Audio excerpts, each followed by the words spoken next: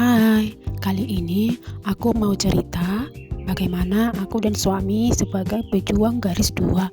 Kami itu menikah kurang lebih 5 tahun dan kami selama 5 tahun itu pejuang garis dua.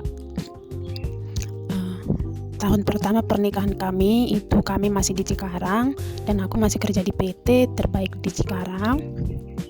Tetapi selama 1 tahun itu tidak ada tanda-tanda bahwa aku hamil. Tetapi di saat COVID 2020 COVID, kami memutuskan untuk pindah ke Jogja karena di Jogja kehidupan saat COVID itu masih bisa dibilang mencukupi untuk kebutuhan kami. Dan puji Tuhan selama di Jogja 2 bulan di Jogja aku hamil, puji Tuhan. Tetapi kehamilan aku tidak bertahan, hanya 8 minggu saja. Hanya 8 minggu itu kayak sedih, ya pasti ya sedih banget. Dan terpukul karena sudah menunggu lama setahun, sekalinya dikasih malah diambil lagi kan gitu. Jadi aku itu keguguran di usia kandungan 8 minggu dan itu aku diguret bius setengah badan. Sakitnya itu luar biasa, tak bisa diucapkan dengan kata-kata, apalagi untuk pertama kalinya di bius setengah badan itu. Tapi ya udahlah, demi kesehatan nyawa, demi keselamatan nyawa itu pun gak apa-apa lah.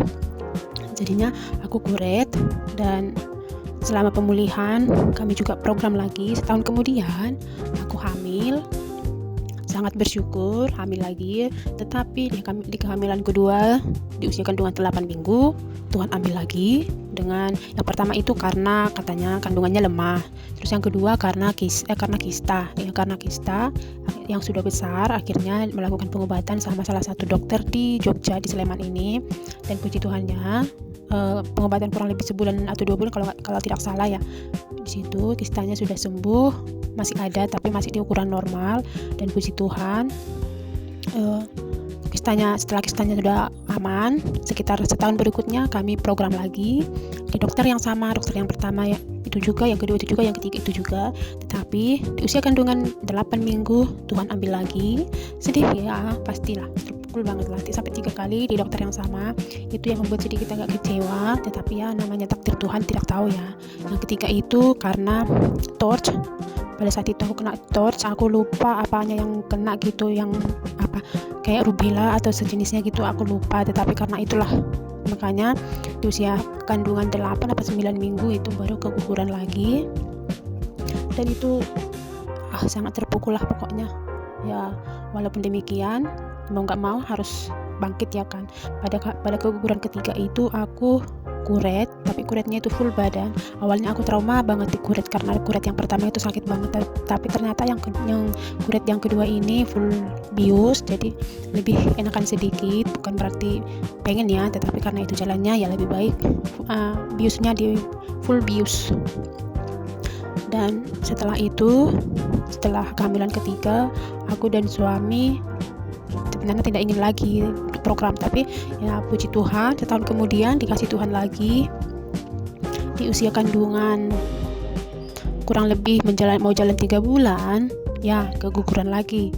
Di usia kehamilan 3 bulan, hampir 3 bulan keguguran lagi, dan itu membuat aku makin terpukul banget. Dan suami aku tidak mau lagi, tetapi pada saat itu saja sih dia bilang gitu ya, namanya juga lagi berduka ya kan, wajar lah. Aku pun merasa, yang punya badan ya merasa gitu juga. Di kehamilan keempat ini memang ada sedikit kesalahan aku, karena pas di kehamilan ketiga, setelah keguguran ketiga udah dikuret, udah bersih gitu kan, pas mau program keempatnya dokternya sudah pernah bilang, dokter yang baru ini ya, yang dokter yang sekarang ini, dibilangnya kalau misalnya kamu hamil langsung datang ke sini saja biar bisa nanti langsung diobati, jadi gak terlambat gitulah, itu kata dokternya sama aku. Tetapi pada saat kehamilan keempat aku merasa baik-baik saja, jadi nantilah tunggu dapat buku dari puskes, udah pemeriksa dari puskes baru aku bawa ke dokter, itu pikirku gitu ya kan. Dan ternyata ya nggak berhasil, keguguran juga. Dokternya bilang, aku kan sudah bilang kalau misalnya kamu hamil langsung ke sini saja biar bisa langsung ditangani. Dokternya sih udah ngomong gitu, tapi ya udah terlanjur semuanya, apa mau disesali lagi gitu kan, ambil pengalaman aja lah. Terus setelah itu yang keempat aku jadinya dikuret lagi bius total sama dokter yang sekarang ini. Ya udah, terakhir dibilang dokternya, kalau misalnya kamu nanti hamil lagi langsung ke sini saja gitu, dengan kata tegas dibilangnya, biar aku bisa menangani dari awal. Kalau misalnya di pertengahan gitu aku tangani, aku tidak yakin bisa, karena kan riwayatmu sudah banyak, jadi lebih baik gitu tahu hamil langsung ke sini saja gitu dia ngomong sama dokternya. Ya udah, aku iyain aja. Baru setelah yang keguguran keempat ini, Kura itu udah tadinya nggak mau program lagi, bahkan aku memutuskan untuk pulang kampung saat itu.